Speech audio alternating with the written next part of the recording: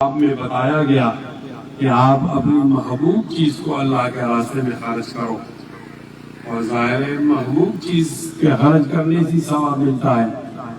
قرآن مجید کا 4واں پارہ جہاں شروع ہوتا ہے وہاں یہ آیت ہے، لن تنالوا البر حتى تنفقوا مما تحبون وما تنفقوا من شيء فإن الله به عليم كل الطعام كان حلا لبني إسرائيل إلا ما حرم إسرائيل على نفسه۔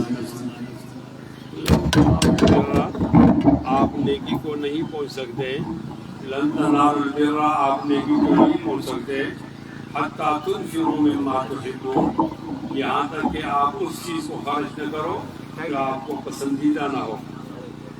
فارسی شعر میں اس کا ایک ترجمہ اس طرح ہے، حج داری صرفتن در رائیو لن تنالوا البر حتی تنفقوا، حج داری صرفتن در رائیو لن تنالوا البر حتی تنفقوا۔ تو جناب ابراہیم علیہ السلام نے اسحاق کی تعبیر کی، اور پہلی رات جو خواب آیا اس کے اندر انہوں نے بہت ساری بکریاں اللہ تعالیٰ کے راستے میں اور دمبے ذبح کیے، لیکن اگلی رات تو پھر خواب آئی۔ اس کا پھر مطلب یہ تھا کہ جو آپ کی تعبیر ہے وہ تعبیر ٹھیک نہیں ہے۔ تو آج جناب ابراہیم علیہ السلام نے دوسری دفعہ بہت زیادہ گھوڑے، بہت زیادہ اونٹ ذبح کیا اللہ تعالیٰ کے راستے میں، لیکن پھر تیسری بار آپ کو خواب میں یہ آیا کہ آپ اپنے محبوب چیز کو اللہ کے راہ میں خرچ کرو۔ اب اللہ تعالیٰ کے راستے میں محبوب چیز کیا ہوگی؟ تو وہ سوچنے لگے کہ میں نے بکریوں کو بھی ذبح کیا اور اس کے بارے میں اطمینان نہیں ہوا، اور ہم نے اونٹوں کو بھی ذبح کیا، اس کے بارے میں اطمینان نہیں ہوا، تو غالباً اللہ تعالیٰ میرے ایک بیٹے کی قربانی چاہتے ہیں۔ اس وقت ایک ہی بیٹا تھا ان کا، اور ان کا نام جناب اسماعیل علیہ السلام ہے۔ جناب ابراہیم علیہ السلام کے دو بیٹے ہوئے ہیں، ایک بیٹے کا نام اسماعیل اور دوسرے بیٹے کا نام اسحاق، اور آپ کی ایک بیوی، دو بیویاں تھیں، ایک بیوی کا نام سارہ تھا اور ایک بیوی کا نام ہاجرہ تھا۔ یہ ہاجرہ بعد میں آپ کی بیوی بنی، وہ اسماعیل علیہ السلام کی والدہ نہیں ہے، وہ اسحاق علیہ السلام کی والدہ۔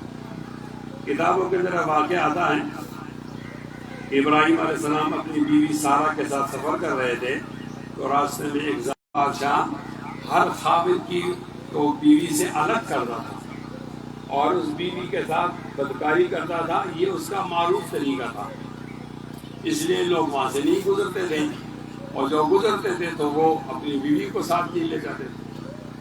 تو جب ابراہیم بہانہ بنایا، اور بہانہ یہ بنایا کہ یہ میری بہن ہے، حالانکہ وہ تو بیوی تھی، تو اس بہانے کو وہ عربی میں توریہ کہتے ہیں۔ توریہ کیا چیز ہے؟ توریہ یہ چیز ہے کہ آپ ایک بات کرتے ہو اور اس کے دو معنی ہیں، آپ کے ذہن میں جو معنی ہے وہ سننے والے کے ذہن میں نہیں ہے، اور سننے والے کے ذہن میں ایک اور معنی ہے، آپ ترجمہ نہیں کرتے، لیکن آپ ایک تو یہ جھوٹ نہیں ہے، یہ توریہ ہے، اس کی گنجائش ہے۔ اس کی مثال نبی علیہ السلام کے زمانے میں جب آپ ہجرت کر رہے تھے تو حالات کو سخت خراب تھے، کہا گیا تھا کہ جو لوگ نبی علیہ السلام کو زندہ یا مردہ گرفتار کریں گے ہم ان کو 100 اونٹ دیں گے، اور 100 اونٹ اور سرخ اونٹ اس وقت کا بہت بڑا انعام تھا۔ آپ سمجھو کہ آج کل کے زمانے کا 5-6 کروڑ روپے تو ہوگا، اس لیے کہ اونٹ اور وہ بھی 100 ہوں، اونٹ تو بہت زیادہ مہنگا۔ آج کل بکری کتنی ہے، اور پھر آپ بیل کو دیکھو، پھر آپ بھینس کو دیکھو، تو اونٹ تو صرف بہت زیادہ مہنگا ہے۔ اگر ایک اونٹ کی قیمت 5 لاکھ ہے تو پھر 100 اونٹوں کی قیمت 5 کروڑ روپے ہوگی۔ آج کل کے دور میں 5 کروڑ کی اتنی اہمیت ہے، وہاں اس وقت تو بہت زیادہ تھی، تو یہ اعلان کر دیا گیا تھا کہ ہم آپ کو 100 اونٹ دیں گے۔ اس لیے نبی علیہ السلام ہجرت کرنے کی اجازت تو نہیں تھی ان کو، پہلے سے وہ چاہ رہے تھے، اور بکر صدیق رضی اللہ تعالیٰ عنہ ایک دفعہ نکلے ہجرت کے لیے، تو آپ نے ان سے کہا کہ آپ رکو، میرے ساتھ آپ ساتھی بنو گے۔ تو ایک دن نبی علیہ السلام ایسے وقت گھر میں آئے بکر صدیق کے کہ اور لوگ موجود نہیں تھے، تو آپ نے فرمایا کہ آپ کے گھر کے اندر جو اور لوگ ہیں ان کو نکالو، میں کوئی ضروری بات کرنا چاہتا ہوں۔ تو آپ علیہ السلام کو بتایا گیا کہ یہاں تو میری دو بیٹیاں ہیں، ایک اسما اور عائشہ۔ تو عائشہ رضی اللہ تعالیٰ عنہ تو آپ کی نکاح میں تھی، اور جو اسما تھی وہ نکاح میں نہیں تھی لیکن آپ کی سالی تھی۔ تو آپ علیہ السلام دوپہر کو آئے، اور دوپہر کو آپ کا کسی گھر میں جانا معمول نہیں تھا، خلاف معمول اب تشریف لائے۔ تو انہوں نے کہا کیا بات ہے؟ کہا کہ ہمیں حکم ہو گیا ہے کہ آپ ہجرت کرو۔ تو جناب بکر صدیق نے کہا میرا بھی ساتھ جانے کا حکم ہوا ہے۔ تو کہا گیا کہ ہاں آپ کا بھی ساتھ جانے کا حکم ہوا ہے، اور اس طرح جناب بکر صدیق رضی اللہ عنہ دونوں ساتھ چلے گئے۔ ایک موقع پر جب وہ جا رہے تھے اندھیرے میں، تو ایک آدمی نے پوچھا کہ آپ کے ساتھ ابوبکر کون ہے؟ اب اگر وہ یہ کہتے کہ میرے ساتھ تو جناب نبی کریم صلی اللہ علیہ وسلم ہے، تو پھر اپنی موت کو خود دعوت دینی تھی۔ تو آپ نے ایسا نہیں کہا۔ اور اب وہ یہ کہتے کہ وہ خلاف واقع بات ہوتی تو ضرور جھوٹ کہتے ہیں، جھوٹ بھی نہیں کہنا اور اپنے آپ کو مصیبت سے بھی بچا دینا، اس کو توریہ کہتے ہیں۔ تو جناب بکر صدیق رضی اللہ تعالیٰ عنہ نے کہا رجل یہدینی السبیل، مجھے راستہ دکھانے والا ایک آدمی ہے۔ اب راستے کے دو معنی ہیں، ایک معنی جو اس مخاطب کے ذہن میں تھا کہ ابھی یہ گھروں سے نکل کر بیابان سے نکل کر کوئی راستہ دکھانے والا راہبر ہے، اور وہی چاہ رہے تھے، وہ کہہ رہے تھے کہ نہیں حقیقی راستہ جنت کو جانے والا، اسے بتانے والا، ہدایت کا راستہ بتانے والا ہے۔ اب دونوں کو سبیل کہتے ہیں، تو ایک معنی ان کا مراد تھا اور ایک معنی ان کا مراد تھا، اس کو تو یہ کہتے ہیں۔ امام بخاری رحمۃ اللہ علیہ نے ایک حدیث کی تخریج کی ہے اور کہا ہے کہ جناب ابراہیم علیہ السلام نے اس طرح مواقع پر 3 مواقع پر انہوں نے ایسی بات کی ہے، 3 مواقع پر ایسی بات کی ہے۔ ایک موقع یہ ابھی بتاؤں گا، 2 مواقع اور ہیں۔ وہ یہ کہ ساری قوم جا رہی تھی میلے کو اور آپ نہیں جا رہے تھے۔ آپ کا ارادہ تھا کہ جب لوگ چلے جائیں تو ہم ان بتوں کو توڑیں، تو اس کے لیے انہوں نے ایک لفظ استعمال کیا انی سقیم، میں بیمار ہوں۔ تو اس کا ایک معنی تو یہی تھا کہ میں جسمانی بیمار ہوں، اور دوسرا معنی یہ تھا میں روحانی بیمار ہوں۔ لوگ یہ سمجھنے لگے کہ یہ کہتے ہیں انی سقیم، میں جسمانی بیمار ہوں، چل نہیں سکتا، اور وہ سمجھتے انی سقیم، میں روحانی بیمار ہوں، میں علاج کر کے آؤں گا۔ تو جناب ابراہیم علیہ السلام نے تمام بتوں کو توڑا، کسی کی ناک توڑی اور کسی کی کان توڑا، یہ بتانے کے لیے کہ جو اپنے آپ کو نہیں بچا سکتے وہ آپ کی مشکل کشا کیسے بنیں گے، وہ آپ کے حاجت روا کیسے بنیں گے، جو اپنے آپ کو نہیں بچا سکتے وہ آپ کس طرح بچائیں۔ اس کے لیے انہوں نے یہ کام کیا، لیکن جب قوم واپس ہوئی اور انہوں نے ساری بتوں کو دیکھا کہ وہ ٹوٹ پھوٹ کے شکار ہیں، تو وہ بہت زیادہ پریشان ہوئے اور کہا کہ یہ کس نے کیا؟ تو سب نے کہا ایک ہی آدمی ہے جو بتوں کی برائی بیان کرتا ہے، اس کا نام ابراہیم ہے، نوجوان ہے، اس کو بلاؤ۔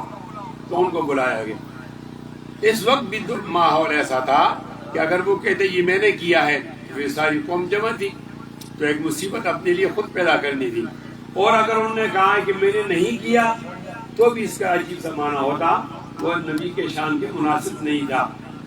تو آپ نے کیا کہا؟ یہ کس نے کیا؟ بل فعلہ، کسی نے تو کیا ہوگا۔ اور حکمت یہ تھی کہ انہوں نے بڑے بت کے پاس کے کندھے پر کلہاڑی رکھی، جس کلہاڑی سے ان بتوں کو مارا تھا۔ یہ 2 مواقع ہیں، اور ایک موقع ایسا تھا جس کو میں بیان کر رہا ہوں کہ سارا اور حضرت ابراہیم علیہ السلام جا رہے ہیں، اور جاتے جاتے راستے میں بادشاہ آیا، اور بادشاہ نے پوچھنا تھا یہ کون ہے؟ تو انہوں نے مشورہ کیا کہ ہم نے یہ جواب نہیں دینا کہ ہم آپس میں میاں بیوی ہیں، ہم نے یہ جواب دینا ہے کہ ہم آپس میں بھائی بہن ہیں۔ اب میاں بیوی جو نکاح سے بنتے ہیں، وہ بھائی بہن کلمے کے بھائی بہن ہوتے ہیں، تو تمام مسلمان آپ سے بہن بھائی ہیں۔ تو جو آپ کی گھر والی ہے وہ آپ کی بہن ہے، اس لحاظ سے کلمہ پڑا ہوا ہے، سکی بہن تو نہیں، اسے تو نکاح نہیں ہوتا۔ تو یہ آپ نے کہا، لیکن ظالم بادشاہ نے اس کے باوجود بھی اس کو معاف نہیں کیا، اور سارا رضی اللہ تعالیٰ عنہ کو پکڑا اور پکڑ کر اپنے پاس لے گیا بدکاری کے لیے. تو کہتے ہیں کہ جیسے ہی اس نے اس کو نزدیک کیا بدکاری کے لیے تو بادشاہ کا جسم سکڑ گیا, اکڑ گیا, جس طرح لکڑی ہوتی ہے لکڑی کی طرح بن گیا. تو بادشاہ نے اسے کہا کہ مجھے لگتا ہے تو بہت عجیب آدمی ہے, آپ کو ہاتھ لگانے سے مجھ پر یہ مصیبت آئی. اب آپ ایسا کرو کہ دعا کرو میں ٹھیک ہو جاؤں, میں آپ کو ہاتھ نہیں لگاؤں گا. یہ جھوٹ بول رہا تھا, یہ جھوٹ بول رہا تھا, اور بڑے لوگ تو جھوٹ بولتے رہتے. دوبارہ جب وہ ٹھیک ہو گیا دعا سے, اب دعا ٹھیک ہو گئی, اس نے پھر وہی حرکت کی اور اس حرکت کی وجہ سے دوبارہ وہ شر ہو. اب کی بار بادشاہ نے قسمیں اٹھائی کہ نہیں اب کی بار میں ایسا نہیں کروں گا, اور آپ مہربانی کر کے اس طرح دعا کرو کہ میں ٹھیک ہو جاؤں. تو پھر دعا کی, وہ ٹھیک ہو گیا, اور پھر اسے وہ حرکت دے گی. البتہ جاتے ہوئے ایک لڑکی دے دی خدمت کے لیے, اور اس کا نام تھا حاجرہ. تو اسحاق علیہ السلام حضرت حاجرہ کے بیٹے ہیں, اور جناب اسماعیل علیہ السلام یہ حضرت سارہ کے بیٹے ہیں. تمام کے تمام بنی اسرائیل کے انبیاء ان جناب اسحاق کے بیٹے ہیں. جتنے بھی انبیاء ہیں بنی اسرائیل کے وہ بنو اسحاق ہیں, بنو اسماعیل نہیں. وہ بنو اسحاق ہیں, بنو اسماعیل نہیں. کیا کہہ رہا ہوں, سب 4000 انبیاء. کتنے انبیاء؟ 4000. اور 4000 انبیاء جو آئے وہ خالصتاً بنو اسحاق کے بیٹے تھے. ایک نبی ایسا آیا جو بنو اسماعیل میں سے تھا, اور وہ ہمارا اور آپ کا نبی حضرت محمد صلی اللہ علیہ. تو اس طرح ان سے جب یہ قربانی مانگی گئی تو انہوں نے ایک رات اپنی بکریوں کو ذبح کیا. پھر خواب آیا, اس کا معنی ہے کہ وہ قربانی جو ہے وہ تعبیر نہیں ہے, تو پھر دوبارہ اونٹوں کو ذبح کیا. پھر خواب آیا, میں دیکھا کہ بھئی محبوب چیز آپ اس کو اللہ کے راستے میں خرچ کرو. تو پھر اس کا معنی یہ تھا کہ نہیں وہ دوسری قرب تعبیر بھی ٹھیک نہیں. تو پھر انہوں نے طے کیا کہ اپنے بچوں کو ذبح کریں, اور ایک ہی بیٹا تھا. بیٹا 100 ہو تو بھی وہ آدمی اس کو ذبح نہیں کر سکتا. یہ دل گردے کی بات ہے کہ بیٹا ایک ہے, اس کو اللہ کے راہ میں ذبح کریں, اور کوئی بہانہ بھی نہیں, کوئی بہانہ بھی نہیں. یہ ہم لوگوں کے لیے بہت عبرت کی بات ہے جب ہم قربانی میں بہانے نکالتے ہیں. مجھے قرضہ ہے جی, میرے پاس توفیق نہیں ہے جی, میں ہاتھ میرا تنگ ہے, اور بہانہ بنا کر ان دنوں کو وہ ضائع کر لیتے ہیں. یہ ہم لوگ ہیں. اگر ہم اس کو دیکھیں کہ اگر اس وقت بیٹا ذبح کرنا واجب ہو جاتا پھر تو بہت کم لوگ مسلمان ہوتے. لوگ اسلام کو دستبردار ہو جاتے, مسلمان نہیں ہوتے. بیٹے کو ذبح کیا تو اس کی یاد کے اندر بکری آئی. یہاں ایک پروپیگنڈا اور بھی ہوتا ہے, وہ NGOs کی طرف سے ہوتا ہے. وہ کہتے ہیں جی بکری ذبح کرنا اور جانور ذبح کرنا یہ کوئی اچھا کام نہیں ہے, یہ پیسے آپ غریبوں کو دے دو. غلط ہے, غلط ہے, غلط ہے. بولو 3 دفعہ بولو, غلط ہے. یہ جو ہمارے وہ لوگ ہیں نا جو کہتے ہیں میرا جسم میری مرضی, یہ وہ لوگ ہیں. کوئی نہ کوئی بات بنا, ایک دفعہ عورتوں کو بتا دیا یہ کیا بات ہے کہ مرد امامت کر سکتے ہیں اور عورتیں امامت نہیں کر سکتی. تو ایک عورت کو آگے کیا امریکہ میں اور اس نے امامت کی. وہ کون سا امام ہوگا؟ خاتون آگے مرد اس کے پیچھے گئے. یہ عورتوں کو گمراہ کرنے کے لیے کہ اسلام نے آپ کا یہ حق ضائع کیا ہے کہ آپ کو وہ امامت کا حق نہیں دیتے. اس طرح ہمارے پاکستان میں خاص اسلام آباد میں کچھ عورتیں ہیں وہ کہتی ہیں میرا جسم میری مرضی. ویسے آپ کی کیا رائے, یہ ٹھیک نہ رہا یا غلط نہ رہا؟ سچ کہہ رہے ہو؟ میرا جسم میری مرضی, اس کی دلیل تو مضبوط ہے. وہ کہتے ہیں یہ جسم میرا ہے, میں چاہوں تو کھڑی ہو جاؤں, میں چاہوں تو بیٹھ جاؤں, میں چاہوں تو دوڑوں, میں چاہوں نہ دوڑوں. اس میں مولوی کا کیا کام؟ اب میں نے کپڑے پہننے ہیں یہ بھی میری مرضی ہے, نہیں پہننے یہ بھی میری مرضی ہے. اس میں مولوی کا کیا کام؟ کپڑے مختصر پہنوں, لمبے پہنوں, یہ بھی میری مرضی ہے. اس میں مولوی کا کام ہے. اور کپڑے باریک پہنوں یا موٹے پہنوں، اس میں مولوی کا کیا کام ہے؟ یہ ان کا نعرہ ہے، بظاہر تو وہ خوبصورت نعرہ ہے، لیکن میں دو دلائل سے عرض کرتا ہوں، یہ موضوع تو نہیں تھا، موضوع تو قربانی کے بارے میں تھا، لیکن یہ بات آگے آ گئی۔ دو دلائل کے بارے میں کہتا ہوں کہ کسی آدمی کا جسم یہ اس آدمی کا وہ جسم کا مالک نہیں۔ ہیلو، انتہائی قابل احترام سامعین، کوئی بھی آدمی اپنے جسم کا مالک نہیں، ہم اپنے جسم کے چوکیدار ہیں۔ ایک یہ بات کہ آپ میں سے کوئی آدمی یہ سمجھے کہ میں اپنا ہاتھ توڑ دینا چاہتا ہوں، زکریہ سے مکہ نازے و خالی گواہ تھا ملک کے نظر کو جانا ہوشان دلتا راشد تو رحیم سے تعاون انسان دلتا راشد مولانا صاحب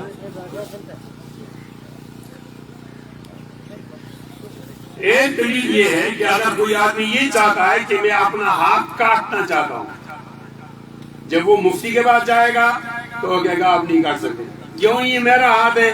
انہیں کہا نہیں، عضو کا تلف کرنا حرام ہے، یہ آپ کا ہاتھ ہے، جائز معروف کاموں میں استعمال کر سکتے ہو، غیر معروف ناجائز میں نہیں۔ تو معلوم ہوا کہ یہ ہاتھ ہمارا نہیں ہے۔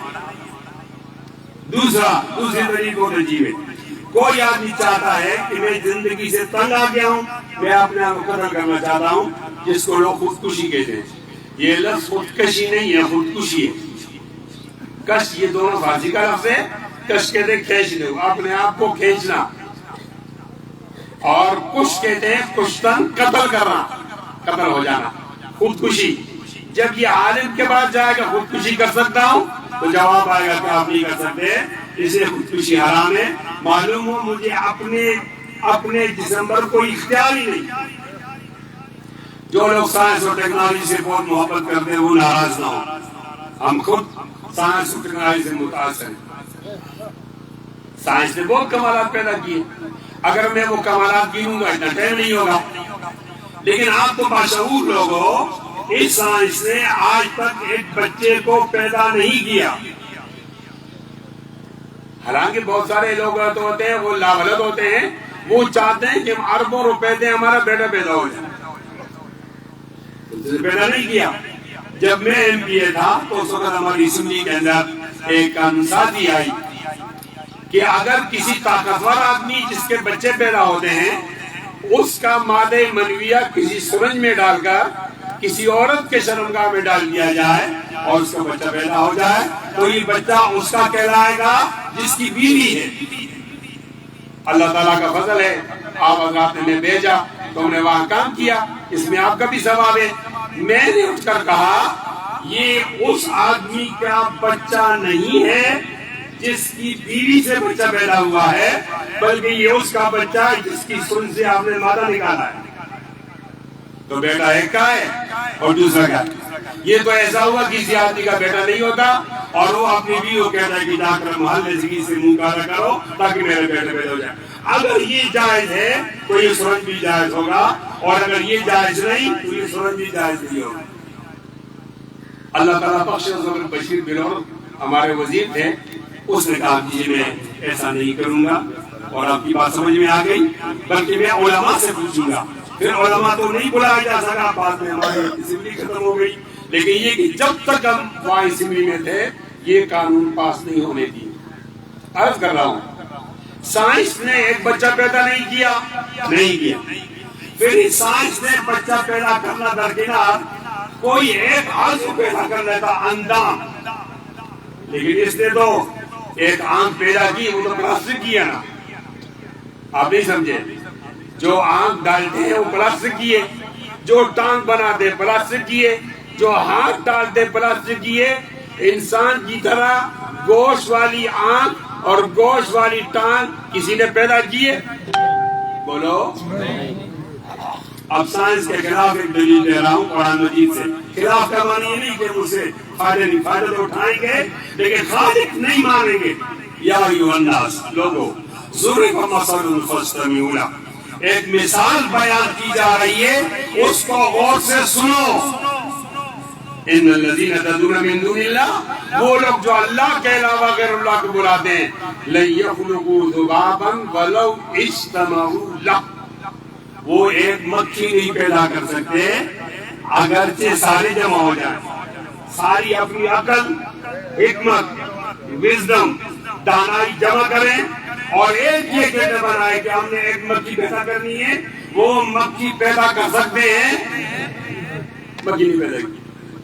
جب وہ مکھی نہیں پیدا کر سکتے تو ایک معمولی کان کٹ گیا، اس کان کی طرح کان نہیں بنا سکتے، آنکھ کی طرح نہیں بنا سکتے۔ یہ کان بنانے والا کون ہے؟ کون ہے؟ سب بولو کون ہے؟ ہاتھ بلند کر کے کون ہے؟ اللہ۔ کون ہے؟ اللہ ہے نا۔ اس عورت سے کہہ دو تمہارا جسم تمہاری مرضی ہے تو خود پیدا ہو جاؤ، پھر اللہ سے کیوں سوال کرتا کہ میں پیدا دے دو؟ دیکھو کتنا بڑا مجمع ہے، کسی کو اپنی پیدائش یاد ہے؟ نہیں۔ کسی نے خود کہا یا اللہ مجھے پیدا کرو؟ نہیں۔ تو اللہ نے مدد کی، وہ چاہتے تو میں بوٹا پیدا کر دے، وہ چاہتے تو میں کتا پیدا کر دے، وہ چاہتے میں خنزیر پیدا کر دے، وہ چاہتے جانور پیدا کر دے آج ہم ذبح ہوتے، وہ چاہتے ہیں غیر مسلم پیدا کر دے۔ اس نے چاہا تو انسان پیدا کیا جو سردار کائنات ہے، اور اس نے چاہا تو ایمان والا پیدا کیا، اور جو اس نے چاہا انہیں بھی آخر زمان کا امت ہی پیدا کیا۔ الحمدللہ۔ تو ہم تو اپنے پیدائش میں مجبور ہیں۔ یہ اسلام آباد کی عورتیں اپنے آپ کو خود پیدا کر سکتی ہیں؟ نہیں پیدا کر سکتی، تو یہ نعرہ کیوں لگاتی ہو کہ میرا جسم میری مرضی؟ انشاءاللہ وہ نعرہ غلط ثابت ہو گیا اور ہوگا۔ خدا کے فضل سے ہمارا عقیدہ پہلے بھی ٹھیک تھا، سائنس سے پہلے، سائنس کے بعد بھی ٹھیک رہا۔ ہمارا عقیدہ پہلے بھی ٹھیک تھا، قرآن حق کتاب ہے، سائنس سے پہلے، سائنس کے بعد بھی۔ اسلام سچا مذہب ہے، سائنس سے پہلے اور سائنس کے بعد بھی۔ اللہ تعالیٰ ہمیں عمل کرنے کی توفیق نصیب فرمائے۔ ایک مسئلہ ہوتا ہے ہر عید میں کہ جی آپ ٹھیک ٹائم پر نماز پڑھائیں، تو ٹھیک ٹائم تو 7 بجے ہے اور آپ کے ایک بڑی 3 لوگ بھی نہیں آئے، لیکن آج بھی ہم ٹھیک ٹائم کی رعایت رکھیں گے، آپ کی رعایت نہیں رکھیں گے۔ ہم نے پچھلے سال بھی رعایت نہیں رکھی اور پچھلے عید کو بھی رعایت نہیں رکھی، لہذا برائے مہربانی آپ جلدی آ جائے گا۔ پتہ نہیں کیا چیز آپ کو روک دیتی ہے۔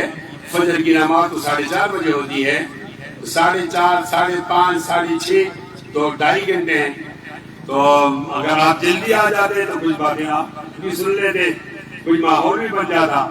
اور آج اورنگزیب ادا فوت ہوئے ہیں اور ان لوگوں نے فیصلہ کیا ہے کہ ہم یہاں نماز پڑھائیں گے۔ یہ بہت اچھا فیصلہ ہے، یہ سب لوگ آئیں اور بہت بڑا اجتماع ہوگا، تو جنازہ بھی کر لے گا۔ یہ ایسا بھی کر سکتے ہیں کہ ظہر کے بعد کریں، عصر کے بعد کریں، فلان جائے فلان جائے، لیکن ان کا یہ فیصلہ ٹھیک ہے۔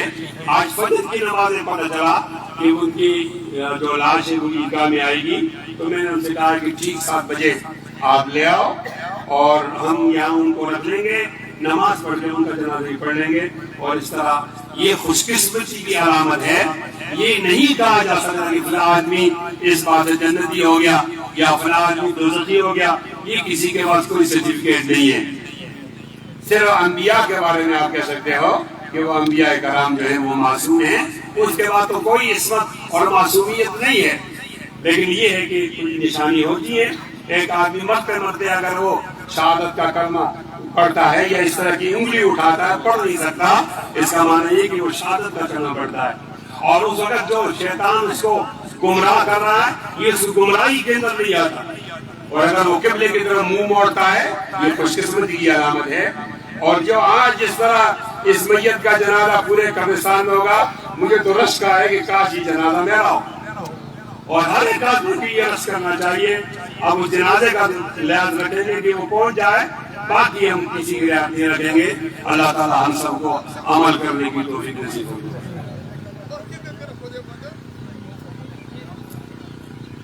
سر تو راضی مہربانی ہو کے اوسط سننا چھوڑا ہے۔